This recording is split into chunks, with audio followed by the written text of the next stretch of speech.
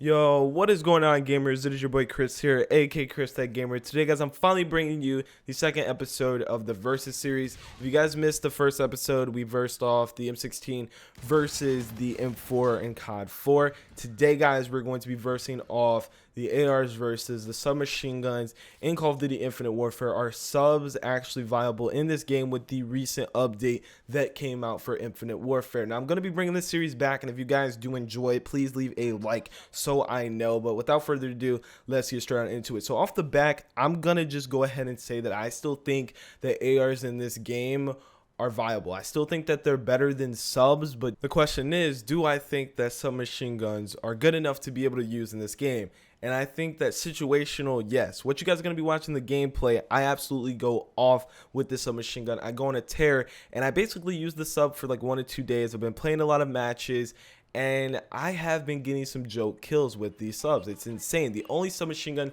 that I've kind of messed with, to be completely honest, is the ERAD. Every other sub with this recent patch, they basically just changed the aim assist. They didn't do anything else to like damage or making the gun stronger. They just changed the aim assist. So basically, they tried to make it to where you get more aim assist, because if you guys don't know, the submachine gun had this really weird bug in this game where you legit got no aim assist.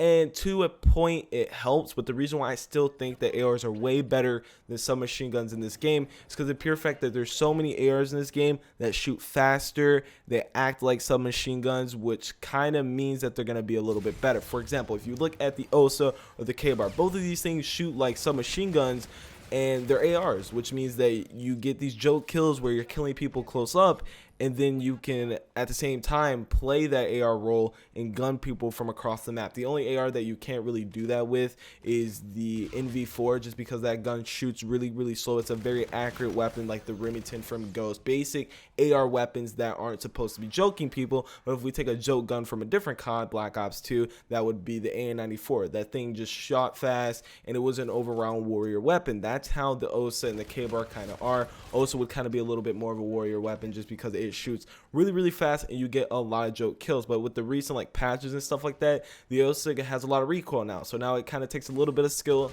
to use that weapon. But I still think that subs, if you play the right play style, they are good. And I think that's good though, because you're not going to be playing like it's Black Ops 3 or it's Advanced Warfare where you have the Vesper or the ASM-1 and you're killing people across map with subs. Like, that's not going to happen. I've only gotten like one kill where I've killed someone pretty far, and honestly the only reason why I was able to do that was because of the pure fact that I was putting a lot of bullets into them before they saw me, and when they actually started shooting at me, it was already a little bit way too late. But trust me guys, like, I've been getting some crazy kills with the ERAD, and I thought it before like they even did this patch. Like, when this game first came out, I was always saying the ERAD's the best like submachine gun in the game. If subs ever become viable, like, the ERAD will be the best submachine gun, and that's just the case. I really feel like these laser bullets just kill a lot faster, and also at the fact that you can't really use CWL rules anymore in Search and Destroy unless you're playing like variant. Then obviously you can, but if you're not, you know, if you're playing regular GB variant or like UMG Go variant, you can't use CWL settings, so you have to make the rules yourself, which means that your laser bullets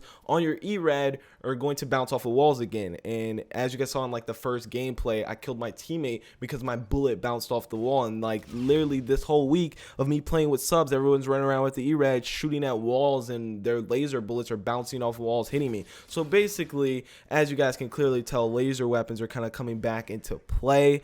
I'm not gonna lie, I do think the ERAD is the best submachine gun in this game right now, but as you guys can clearly tell, like, it's all a playstyle. Like, on this map that I'm playing now, Retaliation, you definitely have to play a different playstyle, because this map is so large that there's a lot of angles where you can get caught with someone just pre-aiming with an MV4 or an OSA or even a K-Bar, and you're going to lose that gunfight if you have a sub. But as you guys saw in the previous gameplay where we were playing on the map Crusher, like, that's a very close quarter like map. Everyone rushes A or they rush the mid connector, and I have the advantage because I have a submachine gun laying down and they're just legit running to me in like a close quartered situation. That's like the best map to use a submachine gun if you want to, and that's just something that you have to know. You have to know what maps you're playing, you have to know what playstyle, you just have to know what people are doing, which is why I still think that, like, in a way, subs are good in this game, but you're gonna get in a lot of situations where it's just like, I don't know if a sub is the right thing to use because I'm getting like absolutely destroyed by other people that are using double OSAs, and that's just how it happens sometimes.